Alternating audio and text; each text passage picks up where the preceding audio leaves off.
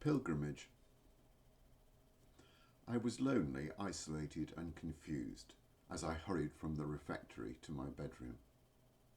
An hour ago, I'd been on top of the world, full of confidence and feeling good about myself, my fellow man and God. Now my whole body was quivering, my soul was overwhelmed with a dark cloud, and my mind was oppressed by cramping doubt. I gasped quietly, struggling to hold back the tears which threatened to fountain down my cheeks. It's amazing, I thought, what effect a few ill-chosen words can have.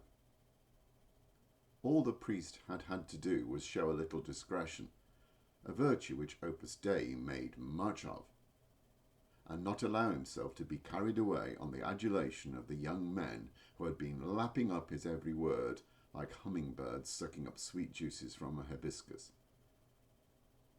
All he had had to do was think how his words would sound to anyone asking the question I had put to him. But he hadn't thought. He'd blurted out the simplistic answer which some self-righteous fool had taught him, and which he had never bothered to reflect on or analyse. Now I felt a chasm open up between me and God, the friend I had always trusted in and loved and hoped to be united with at the last. The priest had showed me the image of God which he entertained, and in my apprehension it was foul. I had no interest in the priest's God. That deity was callous and calculating and circumspect with his favour. The priest's God was no passionate lover of humanity. The priest's God seemed to be of a lower ethical status than myself. The priest's God was one whom I could not possibly respect or approve of, nor have any love for. I wanted nothing to do with that God. If it had been anyone else who had spoken as the priest had done, I would have dismissed their words as foolishness. But I had come to respect the man, and so the sharp barbs of his unwelcome words had plunged deep into my heart. For the first time in my life, I was utterly alone. My life was undone. My God, why have you forsaken me? The next morning, after a solemn breakfast, I fled the hostel in which we were staying. I refused to have anything to do with the organised activities of the pilgrimage. Instead, I took to wandering the streets of Rome. It was a bright spring morning, warm but not oppressively hot. Vibrant life surrounded me, but the bustle of mundane activity did nothing to lift my mood. Eventually, I found myself in Trastevere, a part of the city which is somewhat decrepit and unsalubrious, and packed with churches. I came across various down and outs begging for alms.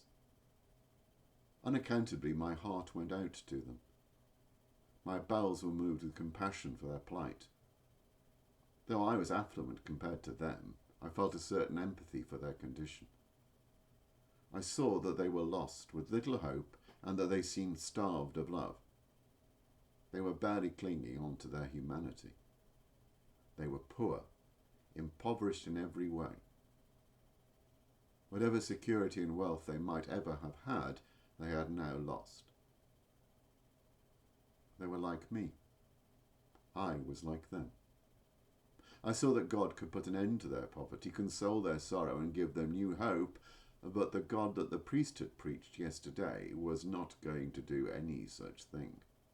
That God would wait until these poor folk made the first move, until these lost souls made themselves worthy of his attention.